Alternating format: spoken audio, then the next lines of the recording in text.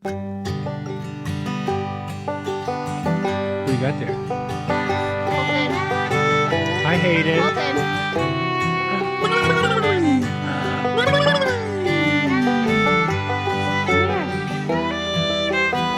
Come here, my little snowbird. Wow, look at you go. Woohoo! Hi, pal.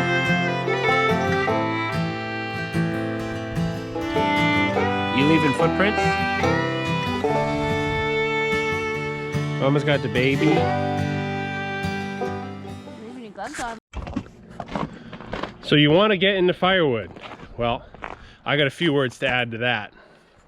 Hey everybody, Jay here. Welcome back to the channel. I got my axe over my shoulder and my flannel on, so that means I must be a firewood expert. So let's go ahead and hop right into the video here. Let me put my axe down. That didn't stick into the log like I thought it would. But anyways, today's video, I'm going to talk about if you're thinking about getting into firewood. Now that may be buying, I've gotten questions before about outdoor boilers and firewood and fireplaces and stoves and XYZ. So we're going to cover a lot of that stuff today. So let's go ahead and put you on the tripod. We're going to chat for a bit. Okay, just to bring you guys up to speed here, if you're just joining us for the first time, my name is Jay. We live on an 18-acre homestead in beautiful New Hampshire, and we heat with an outdoor wood boiler by Central Boiler, which is currently running now. So anyways, that is our style of firewood. Now, heating with an outdoor wood boiler is a lot different than a wood stove, but again, this isn't that video. We're not comparing one to the other. I've made that video before, and I'll probably make it again. But today, strictly, we're going to talk about what you need to consider before getting into firewood. All right, everybody, here we go. We got a nice backdrop going here, one of my wood sheds. You can see the actually outdoor boiler running in the side of the frame there. But anyways, let's talk about firewood.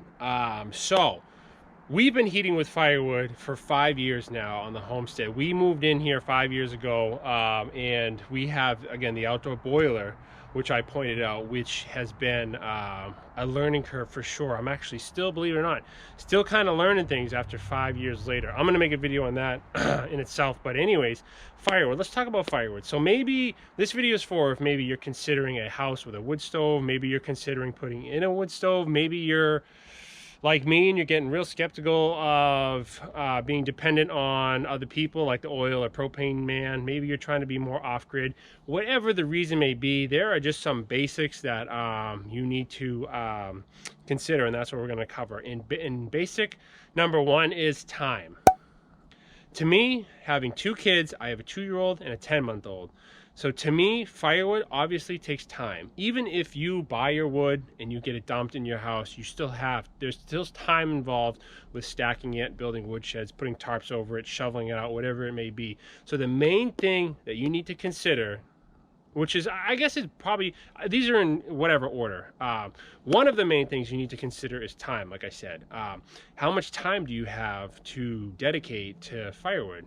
Like I said, whether that's buying it and then just having it delivered, stacking it, going out and finding it like I do here on the homestead, stuff like that. So time. I've noticed that more, obviously, having two kids. Right now I'm filming this video when the two kids are napping. Their naps overlay a little bit, so sure enough, I grab my camera and I run. So that is the main thing. That's the first thing is that you need to consider if you're gonna do firewood, is time. Okay, second thing you need to consider is your physical health. Firewood can be easy with the proper tools. Now you're talking, firewood can be real easy if you have a mini excavator or a tractor with a grapple and a firewood processor. But you're like me starting out, I had none of that. I had to split all my wood with a maul and an axe. So second thing is, I would say, is your physical condition. Are you able, I think firewood, cutting, stacking, and splitting is the best exercise you can get. I was a college athlete. I played hockey my whole life, all the way up through college at a high level, and I will say that working with the saws and firewoods and splitting and moving rounds, it's quite the workout, and I love it personally. So that's the second thing you need to consider is your physical capabilities. Do you have a bad back? Do you have a bad knee? I'm going to call a spade here. You can still heat with firewood if you have limitations. It just depends on the scale of it. So that's the second thing to consider, is your physical capabilities. Third thing, again, in no particular order, is access to firewood. Do you live in the middle of the desert, or do you live in a wooded area? Now, our situation, we live on 18 acres of land. There's 20 acres next to us. There's 45 in the back. There's 3 lots next to us. We have 18 acres. There's 25 next to us. There's 30 something behind us, and then there's 40 something on the west side there. All of that, I have permission to go on and to work and to pluck a few sticks out of there here and there. Like I said, we haven't even gotten into harvesting firewood here on the homestead. We've had a million other things going on prior. But anyways, access to firewood.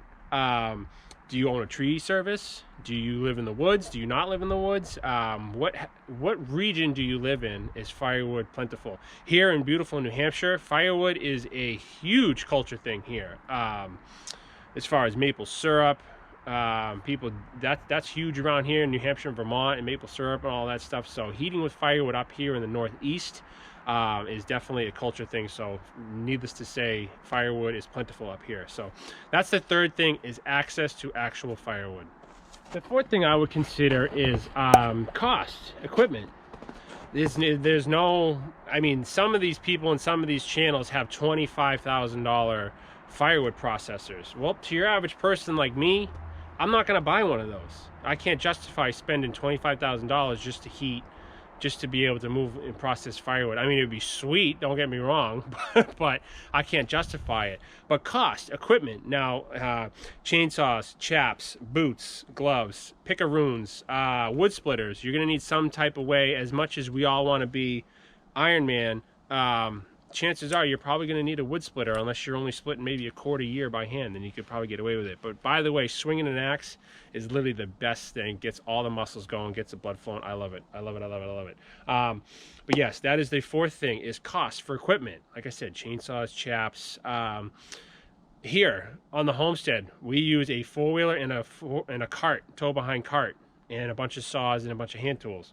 And we've hauled out all said firewood. I was going to do a panorama, but I'll do that later. But all the firewood here on the homestead, we either get from the sawmill, or we get from the actual property, or tree jobs here and there. I'm starting to get into side tree jobs there, but that's a whole other story in future endeavor there. But anyways, that's the fourth thing, is costs for equipment. There's a lot of upfront costs. If you take care of your wood splitter, if you take care of your chainsaws, you take care of your four-wheelers, your tractors, your skid steers, whatever, they'll last you. So there's that little bubble of upfront cost to get into firewood. Okay, and the fifth thing and the final thing, and my favorite thing about firewood, and I'm sure I'm leaving a few things out, it's no big deal. This is just my 5 things you should consider before getting into firewood. The last thing that I love is the satisfaction that comes with firewood. The satisfaction and the responsibility. It is a harvest. Every year you need to dedicate time to go out, to cut, to selectively cut in the forest, to clear some land, replant, whatever it may be. The satisfaction that you get with firewood is awesome. You can hear a gunshot here on that far section of the property. I don't know if the camera picked that up or not. But anyways, sorry to go off on a small tangent there. But the satisfaction involved with firewood, I absolutely love. I love coming out here and looking at my beautiful stacks of firewood. This is fruit of your labor. You get in what you put out. You reap what you sow, just like your garden, just like whatever. Firewood is determined by how much effort you're going to put into it. Kind of like what I said in the beginning, time. If you work 60 hours a week, got 10 kids and a bunch of other stuff, it's probably not going to happen. Maybe you can do it. I don't know your spousal situation, but yeah. Firewood is so satisfying. Whether you have that ambiance, there's something about it. It's like biblical. It's what's the term I'm looking for? It's like in our blood. Mankind is where it's at today because of fire. That's how we've survived for thousands of years. So that's the fifth and last thing. Those are my top 5 things when it comes to firewood, if you want to get into it. If you can check all those boxes, I would definitely recommend it. With the state of everything going on now, being more independent, I'm energy independent. I don't call the oil man. I don't call the propane man. I don't rely on the sun. The only thing we rely on, obviously, is electricity. Chances are the electrical is going to be on 99% of the time. That's just a fact. But you reap what you sow, and you have the benefit of looking at your satisfaction. I have huge wood piles here that I've put time into, and it's become easy and I've become efficient, and there's something satisfying about it. So anyways, those are my 5 things about if you want to get into firewood. Those are things to consider. There's a bunch of other stuff we can talk about. You can talk about selling. Can you make money? Can you get paid to tree service? There's a bunch more we can talk about. Maybe I'll make a part 2 on this. I don't know. We'll see how this does on the channel. But anyways, as I always say, appreciate you guys watching. Let me know what you think. Give me a thumbs up, leave a comment, let me know if I hit it spot on or if I missed something, whatever it may be. Either way, just leave a comment. The comment section is incredible. I love the feedback in there. And yeah, let's go ahead and have some fun. Let's make 2021 a great year. And yeah, let's be energy independent. And let's reap what you sow. Take responsibility for your own house, your own homestead, whatever it may be. So yeah, anyways, God bless. Appreciate you guys watching, and we will see you out in the woods.